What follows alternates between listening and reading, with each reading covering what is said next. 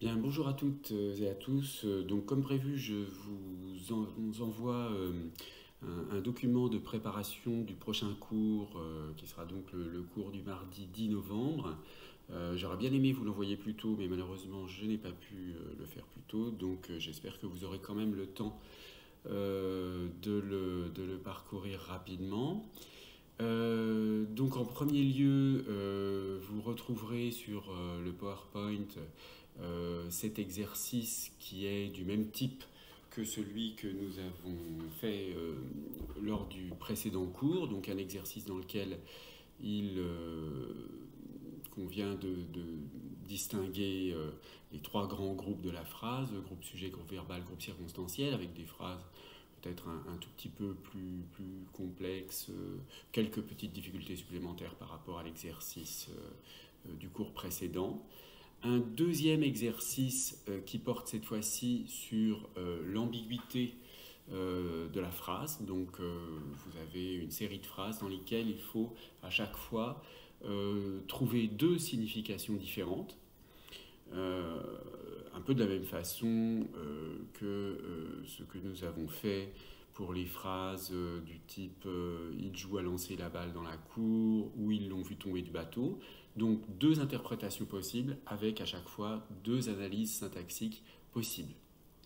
Donc le but est ici de retrouver ces deux analyses et ces deux interprétations pour chacune des phrases. Nous allons, lors du prochain cours, donc compléter notre parcours des fonctions des mots et des groupes de mots en ajoutant un dernier type de fonctions qui sont les fonctions dans le groupe nominal. Donc, c'est ce qu'on appelle l'expansion du nom. Donc, c'est un simple rappel puisque vous le savez. Je suppose que la règle de réécriture du groupe nominal c'est une règle du type GN se réécrit en déterminant plus non plus expansion. Donc l'expansion est un constituant facultatif qui peut être soit un adjectif épithète, soit un groupe nominal prépositionnel de type complément du nom. Donc on donne ici un exercice, la pharmacienne de Montcartier, dans ce groupe nominal de Montcartier est un groupe nominal prépositionnel complément du nom pharmacienne. Et puis dans une bonne avocate, dans le GN une bonne avocate, bonne est un adjectif épithète du nom avocate. Donc on a deux fonctions possibles dans le groupe nominal. Le terme expansion est en fait un terme de fonction qui permet de regrouper ces deux fonctions épithète et complément du nom. On verra qu'il est utile aussi pour inclure les subordonnées relatives. Alors, pour terminer sur la notion de fonction, une petite récapitulation qui indique schématiquement toutes les fonctions qu'on a vues et qui sont vraiment le stock minimal de fonctions, mais enfin qui couvre déjà une très large partie de ce qu'on peut analyser dans la grammaire, disons au niveau scolaire.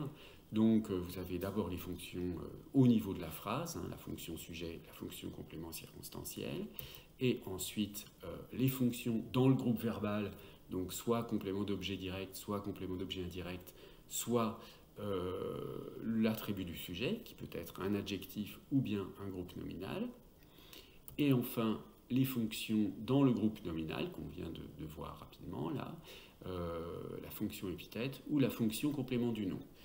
Alors, cet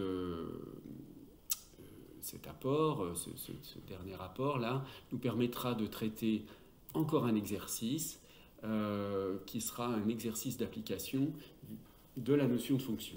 Donc, le but sera, dans un petit extrait de texte tiré disons d'après le roman de Julien Gracq, Un balcon en forêt, il s'agira d'identifier toutes les fonctions possibles dans les phrases suivantes. Donc l'idée est de retrouver, pour l'ensemble de ce petit texte, toutes les fonctions à analyser. Alors vous le voyez, cette séance sera surtout une séance d'exercice et de correction d'exercice.